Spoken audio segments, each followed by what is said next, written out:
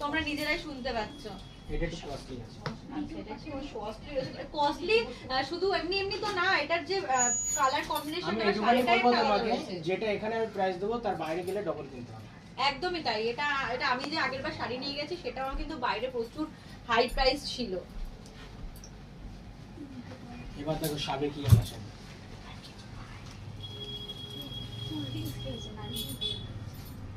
অসাধারণ। আমি বলছি যে পরবে তাকে সুন্দর লাগবেই। খুব সুন্দর শাড়িটা, খুব সুন্দর। পাশ দিয়ে অলরেডি আওয়াজ আসছে, খুব সুন্দর শাড়িটা। সত্যি খুব সুন্দর। অনেকেই আমরা আছে যারা সাবেকি ভাবে একটুখানি স্টাইলিং করতে ভালোবাসি, সবসময় শাড়ি না পরলেও কোনো অনুষ্ঠান পারপাসে একটু শাড়ি কিনি, একটু সাবেকি ভাবে সাজতে পছন্দ করি, তাদের জন্য কিন্তু এই শাড়িটা নিতে পারো তারা। দেখো দারুণ। এটা দেখালাম সাবেকি, আর দেখো স্বর্ণ চুড়ি, এটার ডিজাইনটা দেখো, আর এটা